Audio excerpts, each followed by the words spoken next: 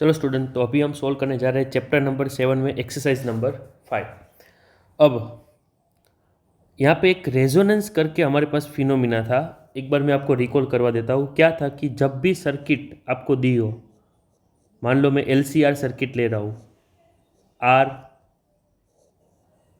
Inductor L और capacitance C दिया हुआ है, और उसको हम AC सोर्स के साथ कनेक्ट कर रहे हैं। कोई AC सोर्स है हमारा,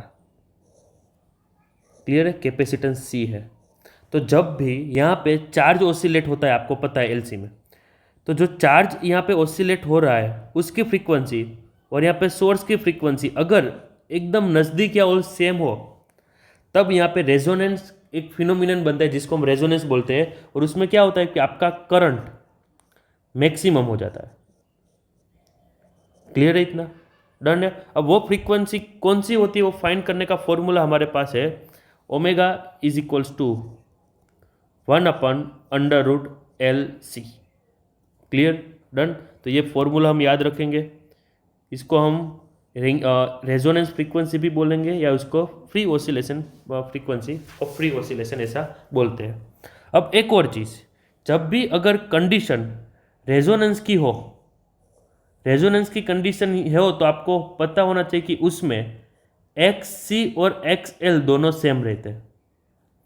पोटेंशियल अक्रॉस C और पोटेंशियल अक्रॉस L इंडक्टर वो भी सेम रहेंगे। क्लियर? ये छोटी बातें आपको याद रखनी है। और वहाँ पे अगर आप करंट फाइंड करना चाहते, यहाँ पे पूछा तो नहीं है ये क्वेश्चन में, मैं सिर्फ आपको बता रहा हूँ कि करंट का फॉर्मूला होता है ऊपर वोल्टेज और नीचे इम्पीडेंस। इम्पीडेंस में सिर्फ आपको R लेना है।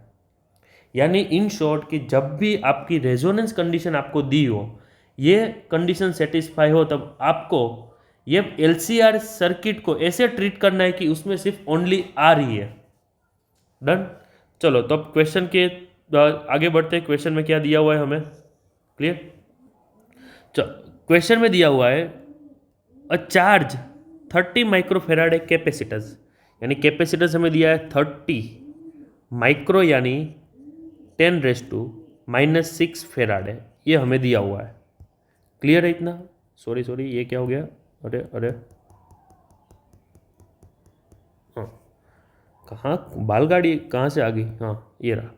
C is equals to 30 into 10⁻⁻6 farad दिया हुआ है।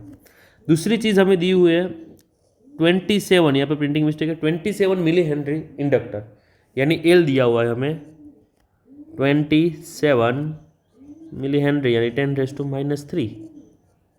अब क्या फाइंड करने को बोला है? What is the angular frequency of free oscillation, यानी ये वाला। क्लियर? तो then omega is equals to 1/√LC 1/√L और C दोनों की वैल्यू में रखता हूँ डायरेक्ट। L कितना दिया है हमें? 27 इंटू 10⁻⁻3।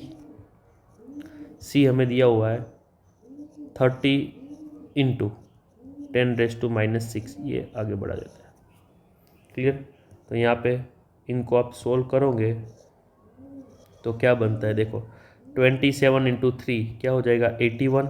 ओके, देन ये -3 -6 -9 और ये +1 यानी 10⁻⁻8। तो अगर आप ये सोल्व करो तो यहाँ पे कुछ हो जाएगा नीचे, 81 का स्क्वायर रूट होगा 9, -8 का हो जाएगा -4। क्लियर है? तो ये कुछ आंसर आप कैलकुलेटर में करके देखो तो कुछ ऐसा आएगा, नियरली 1.1, 2 मिनट करके ही देख लेते हैं। 1.1 इंटू 10⁻⁻3 प्लस तो एक यहाँ पे 3। क्लियर है? 1/9 यानी 0.11 समथिंग आता है। क्लियर है? डन। यूनिट क्या आएगा? रेडियन पर सेकेंड, क्योंकि यहाँ पे एंगुलर फ्रीक्वेंसी की बात है। क्लियर है? ओके।